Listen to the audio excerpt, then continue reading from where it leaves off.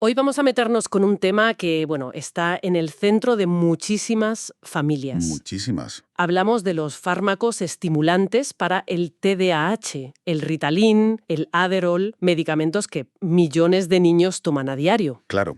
Y durante décadas la explicación que hemos tenido todos en la cabeza es que, bueno, actúan como un sintonizador del cerebro, ¿no? Exacto, que ajustan las redes de la atención para que el niño se concentre. Una idea muy directa. Y muy lógica.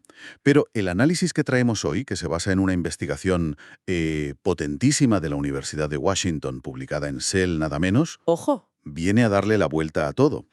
Nuestra misión hoy es desgranar por qué esa idea tan de siempre podría no ser correcta del todo. Claro, porque lo que sugiere este estudio es que el mecanismo es otro. Completamente diferente. Que no tiene tanto que ver con afinar la atención, sino con algo más básico, la motivación, la recompensa y, esto es lo más sorprendente, el sueño. Ahí está. Así que, a ver, vamos a desgranar esto.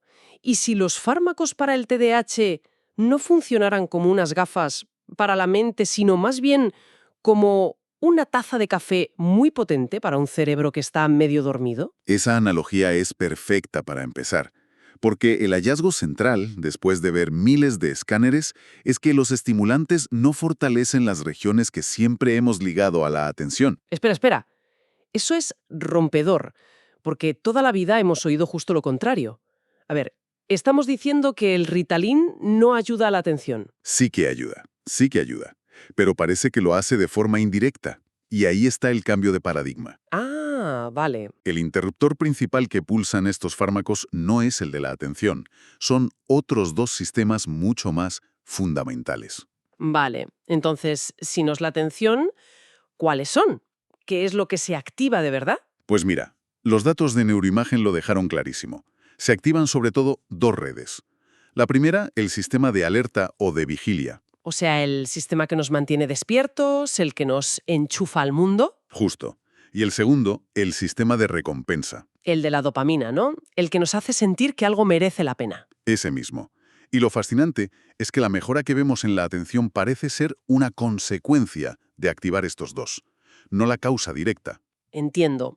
O sea, el fármaco no le dice al cerebro, concéntrate. No. Le dice, despierta y oye, que esto te va a gustar.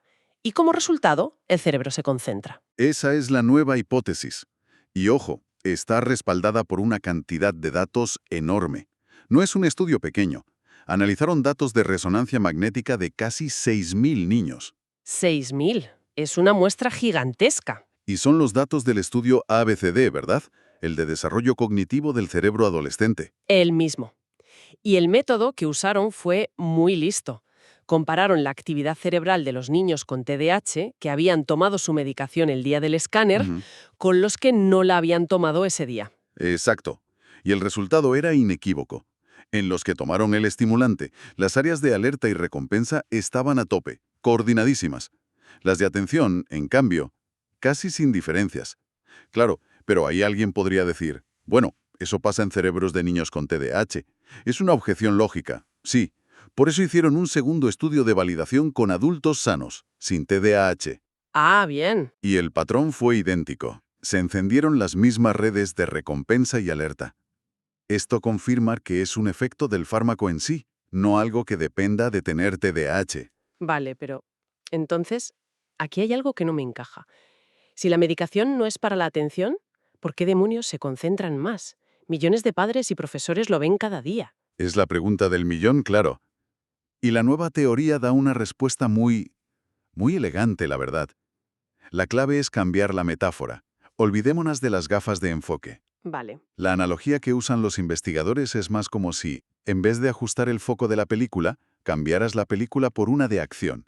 O sea, es como si el fármaco convirtiera una clase de mates, que puede ser un rollo, en, no sé, en algo súper interesante. Esa es la idea.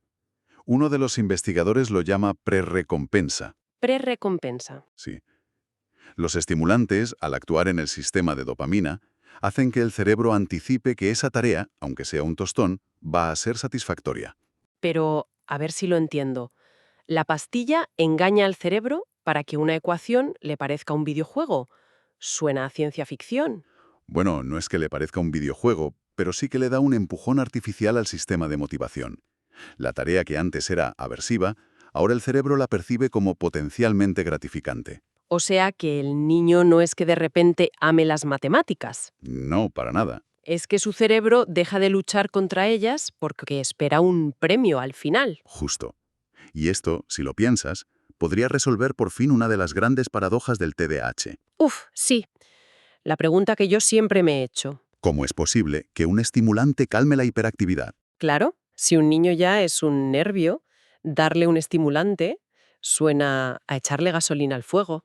Y sin embargo funciona. Los calma. Con esta nueva explicación, la paradoja desaparece. La inquietud, el moverse en la silla, el tocarlo todo, a menudo no es un exceso de energía. ¿Entonces qué es? Es que la tarea que tiene delante no le engancha, no le resulta gratificante. Y su cerebro, de forma impulsiva, busca otra cosa que sí lo sea. Mirar por la ventana, molestar al de al lado. Busca su propia estimulación. Exacto. Al hacer que la tarea del profesor parezca más atractiva con esa prerrecompensa, el fármaco reduce la necesidad de buscar otras cosas. Y el niño se queda quieto, no porque esté sedado, Para nada. sino porque, por fin, la tarea le interesa a nivel cerebral. Has dado en el clavo. No suprimes un impulso, rediriges el interés. Es un cambio de perspectiva brutal. Y aquí es donde la cosa se pone de verdad interesante. Porque tirando de este hilo, la investigación encontró una conexión que nadie esperaba. Así es. Fue una de esas casualidades geniales de la ciencia. Al ver los patrones cerebrales, se dieron cuenta de algo asombroso. ¿De qué? Los patrones de actividad en los cerebros bajo el efecto de los estimulantes se parecían muchísimo a los de un cerebro que ha dormido bien, que ha descansado sus 9 horas. ¿Qué me dices? O sea, tomar la medicación hacía que el cerebro luciera en el escáner como si acabara de despertar de un sueño reparador. Exactamente. De hecho, el fármaco era capaz de borrar la firma cerebral típica de la falta de sueño. Era como si el medicamento le diera al cerebro la sensación de estar descansado, aunque no lo estuviera. Eso es increíble. Y supongo que buscaron si esto se notaba en el rendimiento de verdad, ¿no? En las notas. Por supuesto. Y aquí viene un matiz que lo cambia todo. Vieron que la mejora en el rendimiento no se daba en todos los niños por igual, solo en 2 grupos muy específicos. A ver, ¿cuáles? Me imagino que uno era el de los niños con TDAH. Ese era el primero, claro. Pero el segundo grupo es la clave de todo. ¿Y cuál era? Eran niños con o sin TDAH que dormían menos de las 9 horas recomendadas. Ostras. O sea, el fármaco ayudaba a los niños con TDAH y a los niños que simplemente no dormían lo suficiente. Eso es. ¿Y qué pasaba con un niño normal, sin TDAH, que dormía bien? Si tomaba un estimulante, ¿se convertía en un superestudiante? No, y esto es fundamental. En esos niños, los que dormían bien, los estimulantes no mostraron una mejora de rendimiento significativa. O sea que no es una píldora de la inteligencia. No. Parece que actúa más bien como un compensador de un déficit, ya sea el déficit de tener TDAH o el déficit de no haber dormido. Entonces, ¿qué significa todo esto en la práctica? Porque si un fármaco para el TDAH hace que un cerebro funcione como si hubiera dormido bien, las implicaciones para el diagnóstico son, gigantescas. Son enormes y sinceramente preocupantes. Es una de las advertencias que lanzan los investigadores. Piénsalo un segundo. ¿Qué le pasa a un niño que no duerme? Pues que le cuesta atender, saca peores notas, está irritable, impulsivo, no para quieto. Un momento. Espera, me estás describiendo el cuadro clínico de un TDAH de manual. Exacto. Los síntomas se solapan de una manera casi perfecta.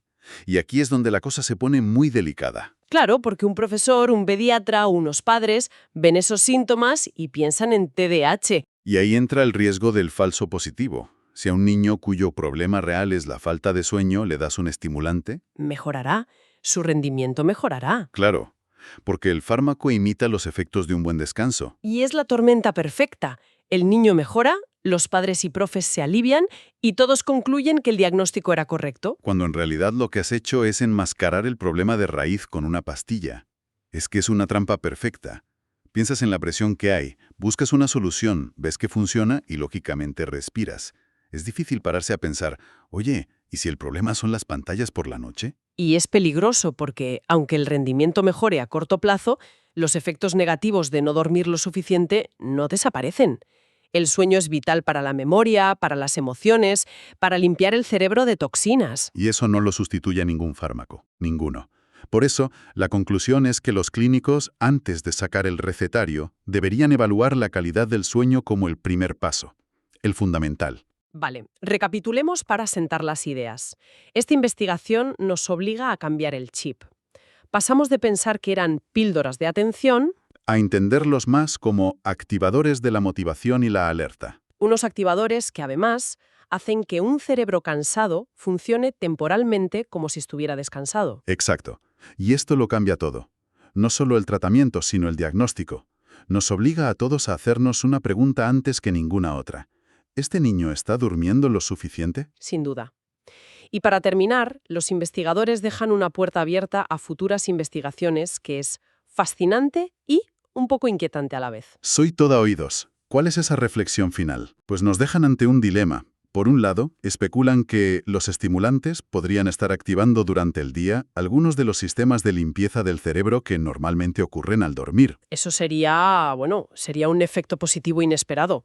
La cara amable de la moneda. Esa sería la cara amable, sí.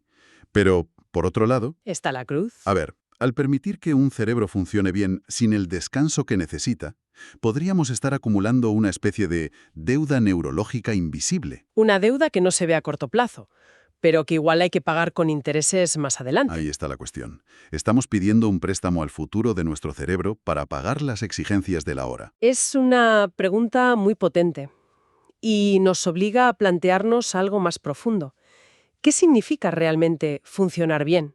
Y sobre todo, ¿cuál podría ser el coste a largo plazo de conseguirlo con fármacos, en lugar de con algo tan básico, tan natural y tan necesario como una buena noche de sueño?